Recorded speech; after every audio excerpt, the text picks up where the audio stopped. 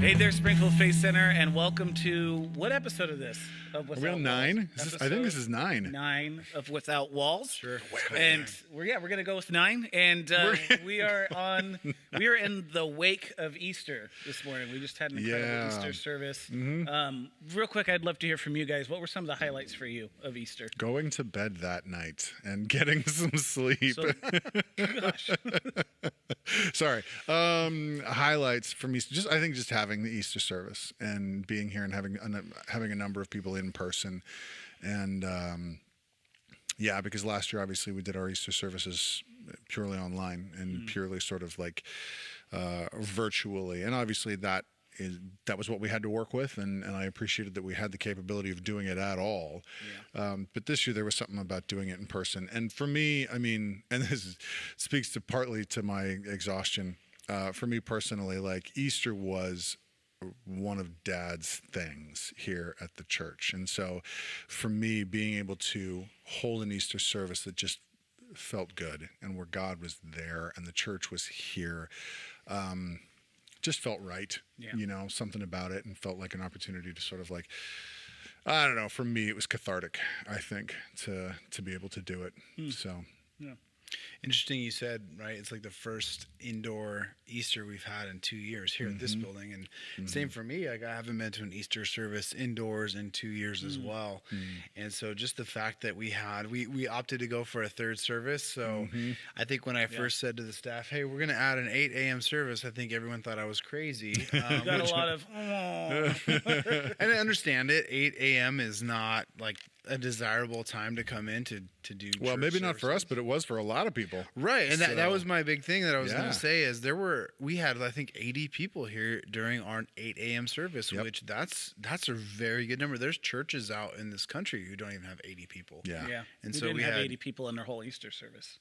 Exactly. And so we had 80 people in that 8 a.m. and then it was just a good energy, a good feel the whole time. Definitely like we were celebrating the resurrection, and that to me was probably the biggest highlight, is being in a community that really got excited and pumped when we even would read parts of scripture that talked about him being risen. Hear the woo-hoos and the cheers. So that was a big highlight for me. I think, this is a good segue to what we're going to talk about, but hearing a genuine message about the resurrection is a big deal. And not just and I made mention of this second service, but taking our church through the journey of Good Friday to Sunday morning by having services with tones that were appropriate to the theological meaning of each of those events. The whole weekend was it was very, very soul-filling, and I felt like an appropriate way to kick off the first Easter service in 2 years. I had an idea to, if you're going to slow down and look at the Gospels, look at those key moments that, Jesus is king and they talk about him in different ways. And let's look at Palm Sunday. How is he king there? Looking at Good Friday, how is he king represented there? And then Sunday, Easter Sunday, Resurrection Sunday, how is he looked at as king there? And so that was kind of my whole, my thought process. The inspiration was looking at King Jesus as the blessed king on Palm Sunday, as a crucified king on Good Friday, and then coming out of the grave as a resurrected king on Sunday. So I was like, hey, maybe this will work. And I feel like the theme was good. And a lot of good feedback. And I was excited to preach on the resurrection. So. It worked for me. So let's dive into the resurrection message. So Daniel and you and I are going to answer the question, what stood out most to us? Would you mind starting us off with that? And I'm gonna cheat a little bit. I'm gonna roll the first two questions together. So the first question is, did I really? Yeah. Oh, how consistent of me. So the first question is, what stood out to you, and the second question is, what challenged you? And for me, apparently, again, they were the same thing that stood out to me and challenged me. So Brandon, the first thing that you highlighted as you were sort of entering the wrap-up of the message was this idea of coming alive in God's new world, and this idea of the resurrection bringing new life. And it's so easy to fall into the space of thinking about that purely as a future tense for later thing. And the reality of, and the capability to hang on to this idea that Jesus meant that primarily, first and foremost, as a right here and now thing. Life can be different because of these events, because of the resurrection. There's an impact that gets had now.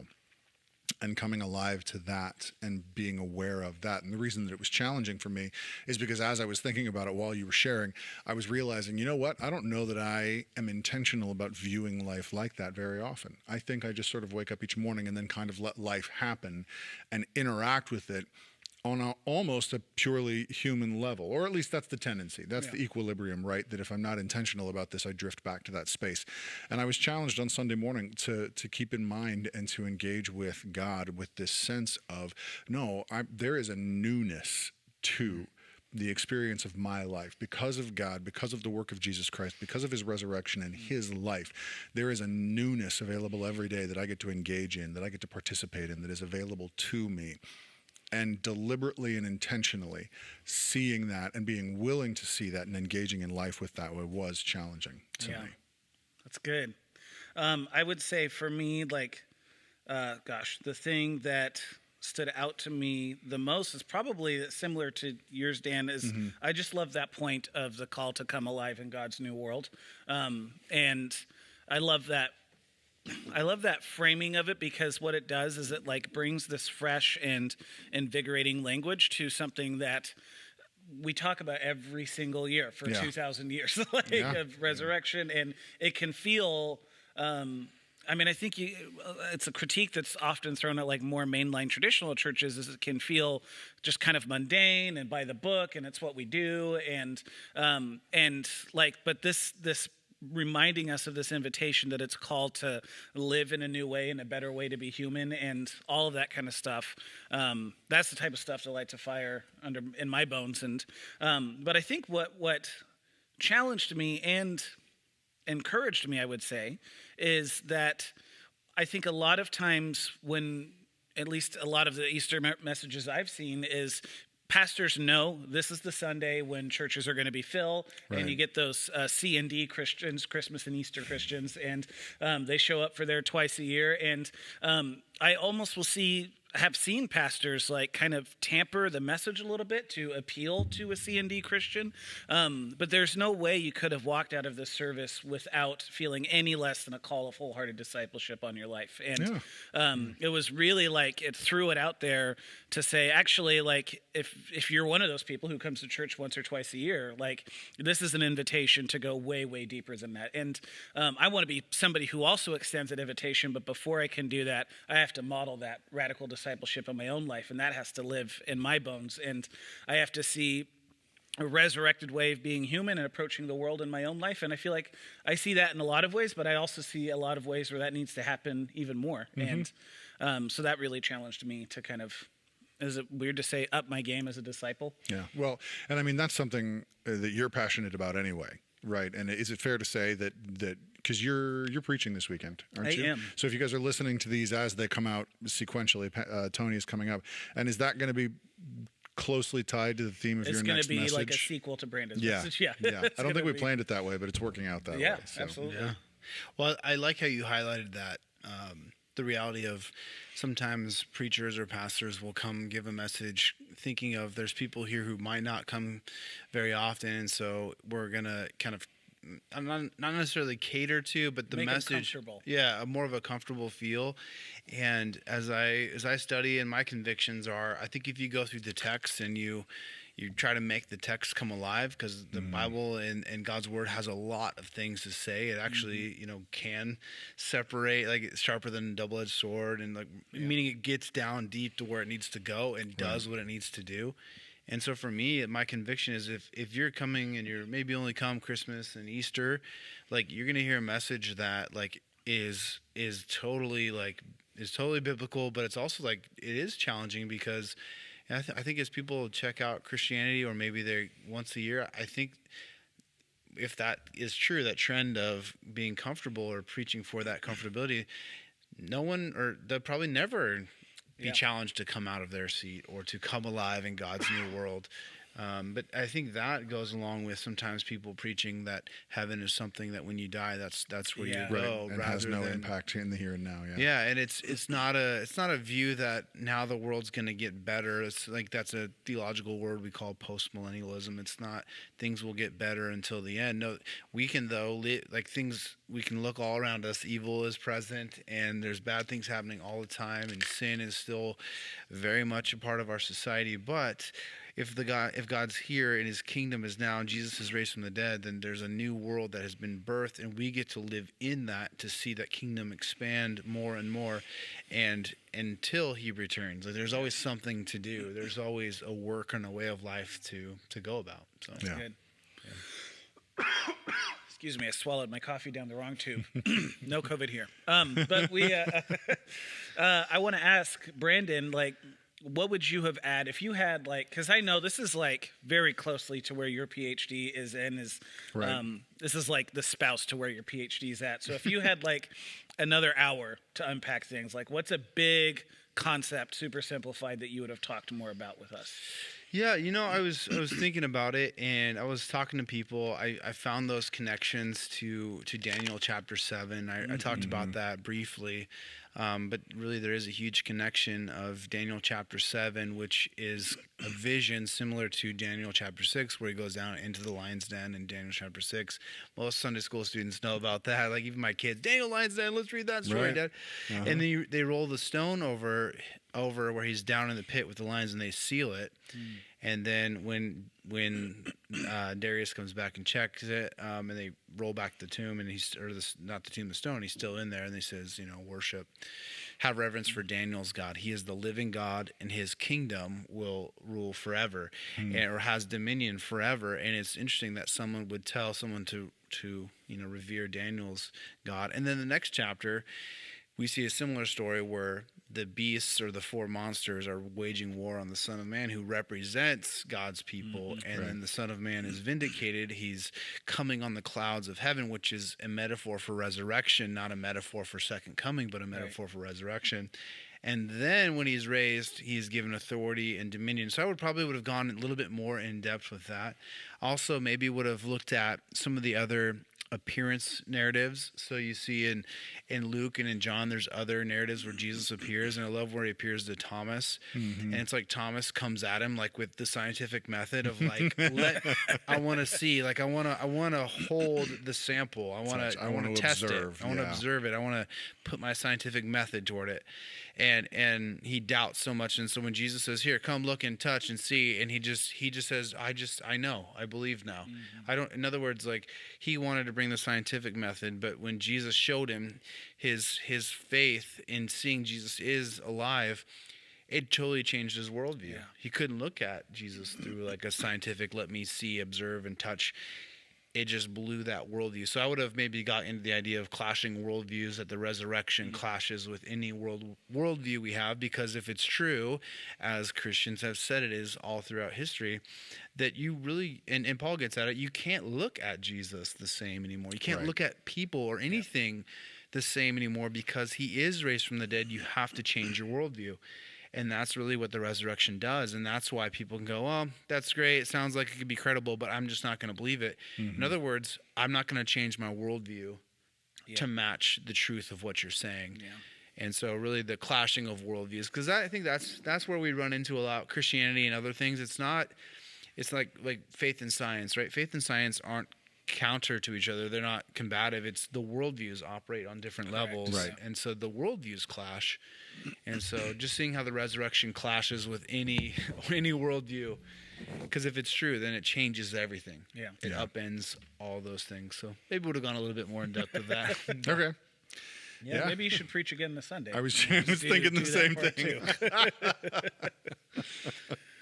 I'd be down. You can go for it. Okay. You'll get a Larry the Cable Guy version of that this Sunday. There you it's not go. going to be that articulate. There you go. But do want to plug for this coming up Sunday. We're having a new series we're starting called Lies Christians Love. It's going to be super fun. Yeah, we got some pretty cool artwork for that. And excited. We're excited for taking 3 weeks, more of a topical approach, but really diving into some texts that talk about these lies that Christians tend to love rather than what the scriptures actually say about them. And so we want to put that little teaser out there. I've already talking with someone today, and she was like, when you guys said Lives Christians Love, I started thinking, well, they could be talking about that one. They could be talking about that one. So there's already awesome. a little buzz about Some it. fertile ground there. There's a lot that we could have. Yeah, we gone could have to in done this. 9 weeks on that. Easy. So as you're listening today, I just want to let you know Lives Christians Love coming up this Sunday, but also we would love to hear from you. What challenged you from this weekend's message? I actually would love to hear what stood out, what challenged you. Kind of what we were talking about, just an update from a pastoral perspective is I love to give chances for people to respond at the end of the messages. And this weekend, I asked 3 questions. Basically, I noticed I've been doing this lately, but take an inventory of yourself and where do you line up on those three points I made.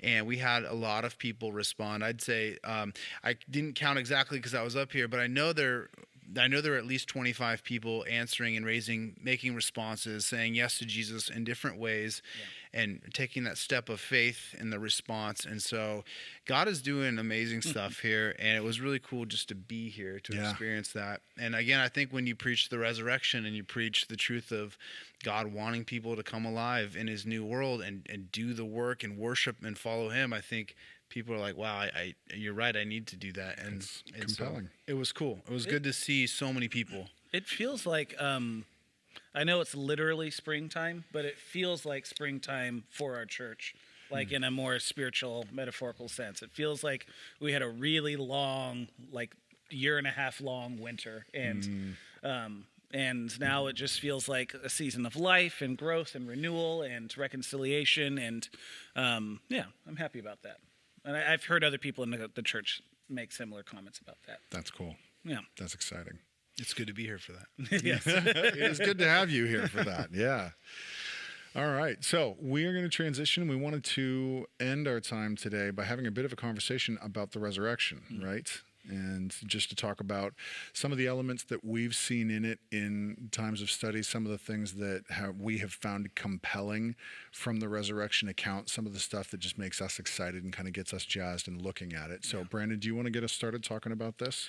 Yeah, and really it goes back to the conversation, or at least in my sermon, the message when I was giving about there's elements of the story that show that this is the reason why there is a basis for Christianity. In other words, people didn't make this up. This is the story that really started it all.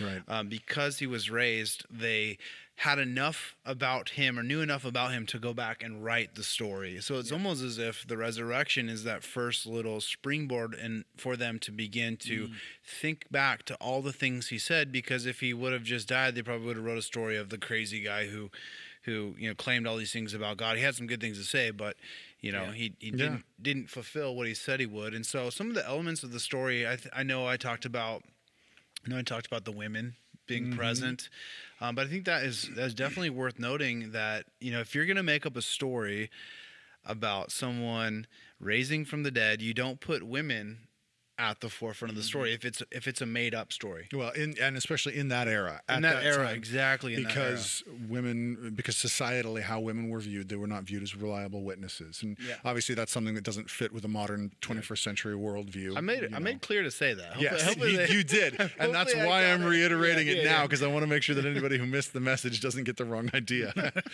But yeah, and it's an excellent point that if you were trying to tell a convincing lie, that is not how you would start your convincing lie. Yeah, so just the women being there, and in every single account, they're the ones who are there first. Yeah. And so just out of all the things where there's so much lack of continuity between certain events in the 4 Gospels, that is one of the things where in all 4 cases it's women at the tomb. It's very clear that they were doing it. And as I was looking, kind of doing some research on it, is in the resurrection stories, there's no reference to the Old Testament. Right. There's no quotation. There's no allusion. You can't find a little off sentence and go, well, this sounds a lot like Malachi chapter 1. Like, you can't do that because there wasn't. Now Matthew, like in the previous week at the Palm Sunday account, the Blessed King, every single other line is like, this is what happened in the prophets. This is what happened to fulfill this. This is what they're saying in the Old Testament. I mean, Passover is an Old Testament event that they're celebrating in the New. But the point is that with there being no Old Testament quotations, allusions, or echoes, the authors are writing first hand accounts, and they didn't have time to go back and research the scriptures and add it in. So basically, scholars say that is as close to original, as close as to real as you can get in the known world at that time. So it's like these are actually credible. They're not adding later or coming back in with editors. Right. That is the story they saw. That is the story they're telling, and it is as early as you can get. And so I mean, there's a lot to say in just that. Yeah. I think for me, what serves as like the most faith affirming aspect when I think about the resurrection is when you consider like what happened right after the resurrection, as far as like just the swell of the church, kind of becoming autonomous from like the Jewish practices of its days and kind of returning into its own form and entity. And a lot of people will be quick to talk about how like Jesus was one of the first to talk about taking care of the needy and all that stuff, that like the good charity stuff that Jesus talks about, which is really valid. But what's the thing that was so impressive about that isn't necessarily that Jesus said that.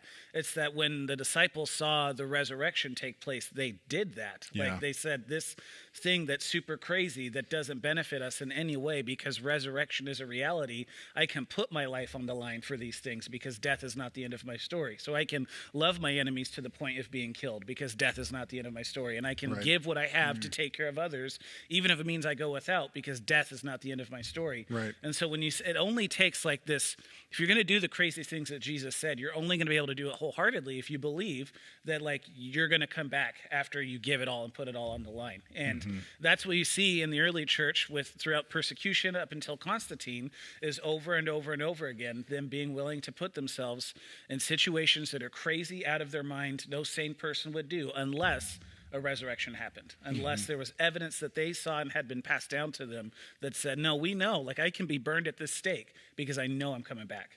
Well, yeah, and one of the biggest like things in that change of perspective is the change in the way they viewed God. Yeah. Like God is now the God who raises the dead, or who raised the dead. The thing that, again, the pagans at that time didn't believe could happen, the thing the Jews thought was going to happen in the future, they're like, no, our God raised Jesus from the dead. He did the unthinkable. So I think Paul would say, like, how much more then could we live according to him? If he already did the unthinkable, then saving us is not a big deal. Like he can save us if he already raised Jesus from the dead. Right. I think a fact that I love apologetics. It's awesome. I'm more of a theologian, but apologetics works. But one of the things, another element of the story is like when they put Jesus in the tomb, they sealed the tomb. Right. And they sealed it with a Roman seal, which means authority and power. Similar to Daniel chapter 6, when the stone was sealed, like Jesus is like kind of the completion of that story. But this stone, when it was sealed with the Roman seal, it was authority and power. And so to break the seal, I mean, just looking at this apologetics chapter here, was saying that if you actually broke the seal, it meant, and you were apprehended. Comprehended. If you were apprehended, it meant automatic execution by crucifixion upside down. Yeah.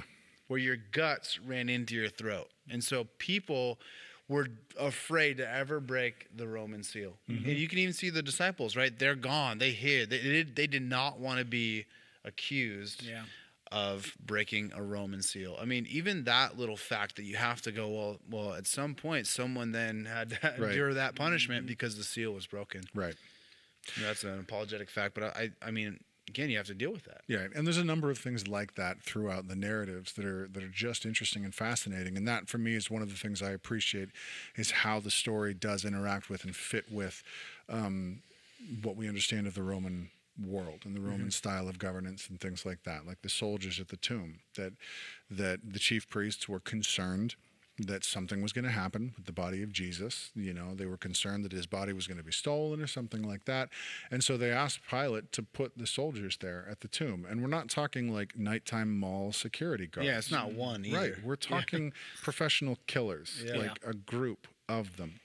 And you can read some of the information about how they would have conducted themselves and what would have been normal practice for them and things like that. But we're talking the modern day corollary of like Navy SEALs or Army Rangers or, you know, Mossad special agents or whatever. That these are guys who are pros and they know exactly what they're doing. And yet, on the morning of the resurrection, they leave. They run for their lives. Or they fell over like they were dead. Yeah, but Right? in some way. They freaked. They said that in Right. the text. They became afraid. They shook and became like dead men. Yeah. And something happened Yeah. to put those guys in a position where they were no longer guarding the tomb. Either they leave and they run, or they're knocked senseless, or something like that.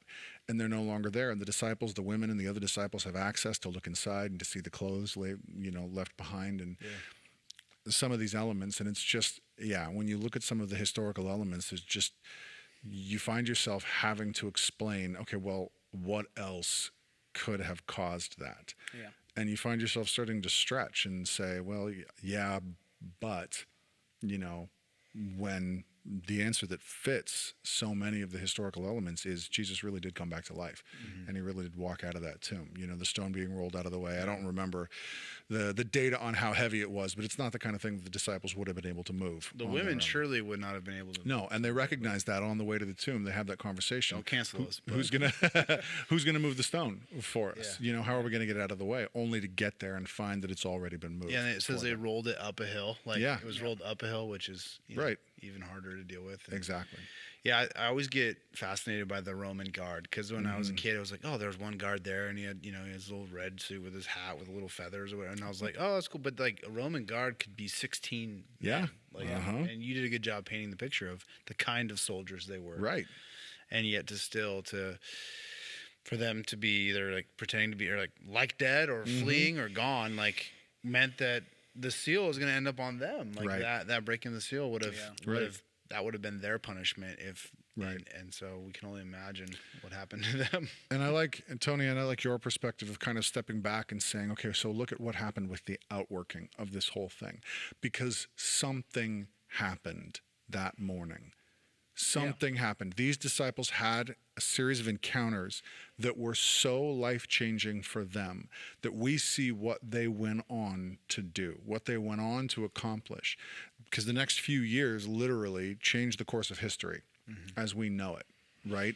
So whatever they experienced that morning, it was powerful enough, it was compelling enough, it was, whatever, motivating enough that it altered their lives permanently and therefore altered the world. And I don't know that there's too many historical events that you can point back at and say something similar about. And here's the thing, is like I've had this conversation with an atheist friend of mine, and he makes the point, and it's a good point, that like there's lots of religions that people die for. Like, right. There's kamikaze pilots. Right. Those people who threw the planes into the Twin Towers, like they were dying for their faith. Yeah. Is how they viewed it. And but the difference is, like, this is the only one I'm aware of where when followers of Christ died for their faith, they died with love in their hearts and in the mission of building a better world for not just their people, but their enemies as well. Right. And like, you don't see any religion like where when you're being murdered and martyred and persecuted, like it's being done and you're receiving it and it gets absorbed into you and recycled into love and generosity to the world around you. Like, Right.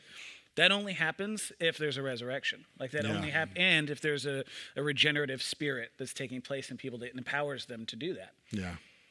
Yeah, and then in the appearances, right? So like you're saying, this doesn't happen if there wasn't a resurrection, but I'm sure they wouldn't go out unless they saw him, like unless he appeared to them and spoke with them. And there's different accounts of that. And I love how in Luke's account, he says he's walking with these disciples and he opened the scriptures to them. And then when he's gone, they said, weren't our hearts burning when he showed us, like when he showed us the script, showed himself in the scriptures. And like, so it's that personal account. It's the visitation, the appearance of him in bodily form. I talked about resurrection as being a period of new life following a period of being dead. Yeah. So new bodily life after bodily death, and a time of being bodily dead. And that's what they were talking about, because they had other words for it, right? It wasn't just, now we talked about the appearances. Well, maybe he was just a ghost, or maybe, no, they had a word for that. Yeah. And he wasn't just, a shadow. They had words for that. I mean,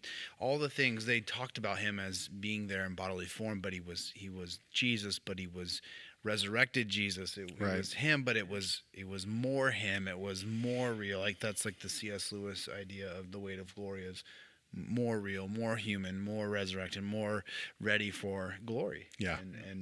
And so the appearances to me is like, wow, like it's just amazing. Like that he showed up and they were there. They name people who witnessed Jesus, people who would have been notable, popular, the celebrities of their day, who like specifically bore witness to the resurrected Jesus. And I was talking to you guys about this before we started recording, but like those people, if they had saw an account of them bearing witness to a resurrected Jesus was being published and papers were being passed around, they surely would have released a public statement saying this is not true, especially if they had a vested interest in squashing this movement. They would have made a statement that said this is not true. Because they wanted to keep their celebrity Exactly. status. They want to keep their celebrity status and their power and their religion intact. And but there's not a single documented case of one of those people being mentioned who were real people, and you can research, look up the names, just Google them, and you'll see them.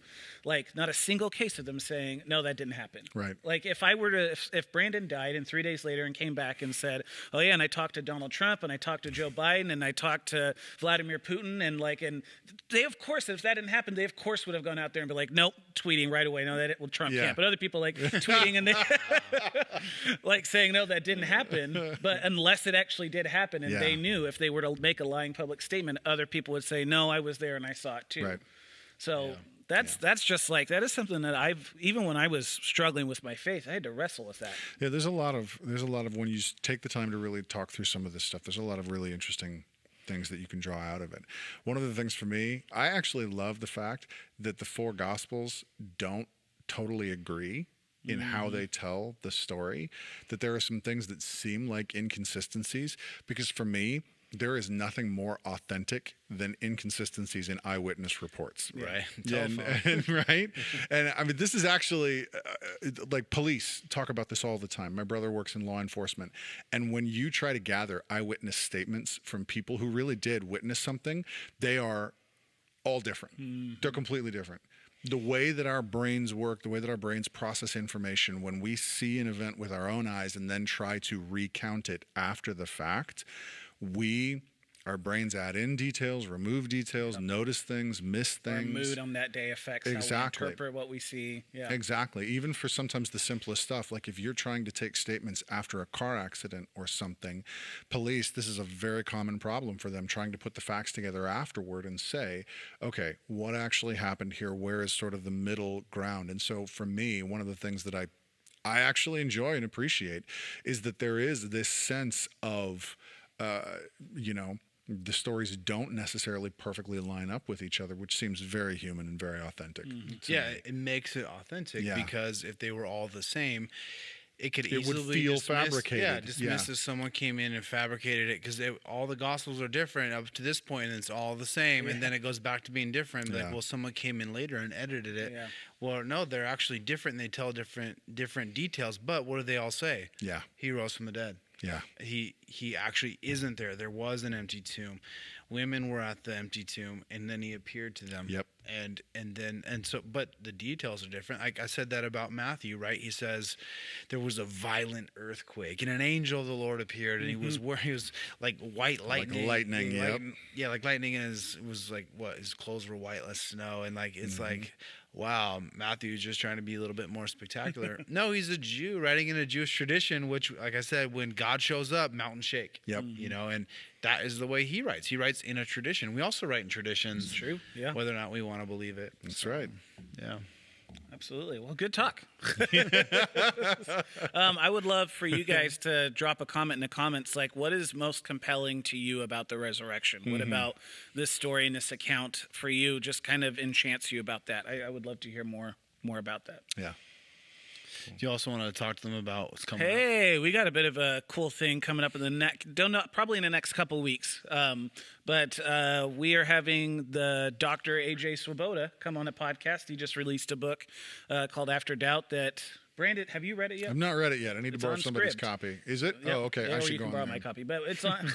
Brandon and I read it. I liked it a lot. I think it's got a lot of AJ's heart and soul, and it feels like a prophetic word for this moment in the church. And so we're going to have him on there, and we're going to talk about it. And we're going to do a Zoom interview. So the format will look a little different that day. Yeah. But cool. So keep your eyes peeled for that. All right. Daniel, take us home with the resurrection reading. Yeah, I'm going to read from Matthew chapter 28, starting in verse 5. The angel said to the women, "Do not be afraid, For I know that you are looking for Jesus who has been crucified. He is not here, for he has risen, just as he said. Come, see the place where he was lying. Go quickly and tell his disciples that he has risen from the dead. And behold, he is going ahead of you into Galilee. There you will see him. Behold, I have told you. And they left the tomb quickly with fear and great joy, and ran to report it to his disciples. And behold, Jesus met them and greeted them. And they came up and took hold of his feet and worshipped him. Then Jesus said to them, Do not be afraid. Go and take word to my brethren to leave for Galilee, and there they will see me. Amen. Amen. All right, guys, we'll see you next week.